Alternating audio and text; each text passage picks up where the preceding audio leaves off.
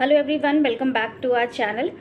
दोस्तों, अगर आप टैक्स सेव करने के लिए अपना कुछ पैसा अपनी वाइफ के अकाउंट में ट्रांसफ़र करके वहाँ से शेयर ट्रेडिंग करते हैं, या फिर आप अपनी वाइफ के अकाउंट में पैसा जमा करवा के उससे एफडी बनवा देते हैं और उस पर इंटरेस्ट अर्न करते हैं, और आप ये सोचते हैं कि आप टैक्सेस सेव कर रहे हैं, तो as per section 64 of the income tax act यहाँ पर क्लबिंग के प्रोविजंस एप्लीकेबल होते हैं।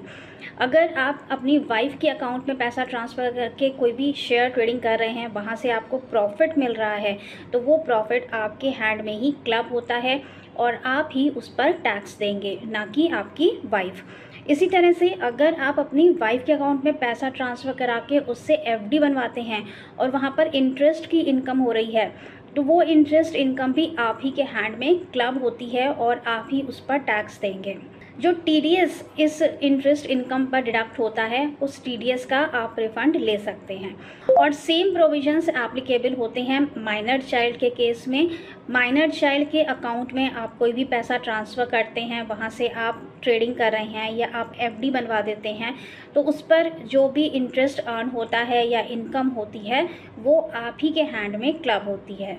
आज के वीडियो में हम इन क्लबिंग प्रोविजंस को कैसे इनकम टैक्स रिटर्न में दिखाया जाता है, इसी पर बात करने वाले हैं। इनकम टैक्स पोर्टल पर किस तरह से फाइलिंग होगी, किस तरह से क्लबिंग होगी, टीडीएस का क्लेम आपको कैसे लेना है, और एक इम्पॉर्टेंट बात कि अगर आपको शेयर मार्केट में लॉसेस हो जाते हैं, तो वो भी आप यहाँ पर क्लब कर सकते हैं। आपकी इनकम कम हो जाएगी, लॉसेस क्लब हो जाएंगे, तो उसका फ़ायदा आपको मिल जाएगा। लेकिन अगर इनकम होती है तो वो भी आप ही के हैंड में क्लब होगी और आपको उस पर टैक्स देना होगा। तो चलिए शुरू करते हैं आज का वीडियो। मैं हूँ सीए श्वेता सक्सेना और आप देख रहे हैं हमारा चैनल टैक्स सॉल्यूशंस। वीडियो अच्छा लगे तो लाइक ज़रूर कर दीजिएगा। क्लबिंग ऑफ इनकम आपको दिखाना है तो ITR 1 और ITR 4 में ऑप्शन नहीं मिलता है। आप ITR 2 फाइल करेंगे अगर आपकी सैलरी इनकम है और आप क्लबिंग दिखाना चाहते हैं, और अगर आपकी बिजनेस इनकम है, FNO है, साथ में आप क्लबिंग भी दिखाना चाहते हैं, तब आप ITR 3 फाइल करेंगे। सबसे पहले हम यहाँ पोर्टल से फॉर्म को सेलेक्ट करेंगे, तो हम ITR 2 ले लेते हैं। Taxable income more than the basic exemption limit, continue करेंगे। यहाँ पर सिलेक्शन के लिए शेड्यूल आएंगे, यहाँ से आपको सारे इनकम हेड सेलेक्ट कर लेने हैं। सैलरी है आपकी, हाउस प्रॉपर्टी है, कैपिटल गेन है, और इसी में आपको एक शेड्यूल मिलेगा। Schedule specified persons income, income of specified persons, spouse, minor child etcetera includable in income of the SSC as per section 64। Section 64 के अंदर प्रोविजंस दिए गए हैं कि आपने अगर अपनी कोई भी इनकम स्पाउस या माइनर चाइल्ड को ट्रांसफ़र की है और वहाँ से कोई गेन हो रहे हैं, तो वो आपके हैंड में क्लब होंगे। इस शेड्यूल में हमें इंफॉर्मेशंस फिल करनी है, तो हम यहाँ पे टिक लगाएंगे और कंटिन्यू करेंगे। स्किप कर देते हैं। अब हम डायरेक्ट यहाँ रिटर्न समरी पे आ जाते हैं। यहाँ पे हम सिर्फ शेड्यूल को फिल करना सीखेंगे, तो हम यहाँ शेड्यूल पे आएंगे, ऐड डिटेल्स। अब यहाँ हमें डिटेल्स देनी है। नेम ऑफ द पर्सन, किस पर्सन की इनकम को आप अपने हैंड में क्लब करना चाहते हैं। पैन ऑफ द पर्सन, अगर आपकी वाइफ है, स्पाउस है, जिसकी इनकम आप क्लब करना चाहते हैं अपने हैंड में, PAN of the spouse wife देंगे। Aadhaar number of the person. Relationship क्या है, वाइफ। और अगर आप माइनर चाइल्ड की इनकम को यहाँ पर क्लब कर रहे हैं, तो आप यहाँ पर माइनर चाइल्ड दे सकते हैं। अमाउंट, कितनी क्लबिंग आपने दिखाई है। अगर एफडी का इंटरेस्ट क्लब कर रहे हैं, तो इंटरेस्ट इनकम यहाँ पर दे देंगे, अमाउंट कितना है। और अगर शेयर्स की क्लबिंग दिखानी है, तो उन शेयर्स पर कितना प्रॉफिट अर्न किया है आपकी वाइफ ने, वो प्रॉफिट की वैल्यू आपको यहाँ पर देनी है। और यहाँ पर आपको हेड ऑफ इनकम का सिलेक्शन करना है कि कौन से हेड की इनकम को आप यहाँ पर क्लब कर रहे हैं। यहाँ पर आपको मिलेगा कैपिटल गेन भी मिलेगा, अदर सोर्सेज एफडी के लिए मिलेगा। अगर रेंटल इनकम को आप क्लब कर रहे हैं, तो हाउस प्रॉपर्टी का हेड यहाँ पे चूज़ करेंगे। रेंटल इनकम ऐसे कि मान लेते हैं कि घर जो है वो आपके नाम पे है, लेकिन रेंटल इनकम जो आती है वो आपकी वाइफ के अकाउंट में आती है। अब आपकी वाइफ जो है वो नॉन टैक्सेबल पर्सन है, अगर वो अपने ITR में इस रेंटल वैल्यू को दिखाएंगी तो उनका कोई भी टैक्स नहीं बनेगा। तो इसीलिए ये रेंटल वैल्यू आपके हैंड में क्लब होगी, क्योंकि घर आपके नाम पर है, तो इसीलिए हाउस प्रॉपर्टी को भी यहाँ पर एज अ क्लबिंग में लिया जाता है।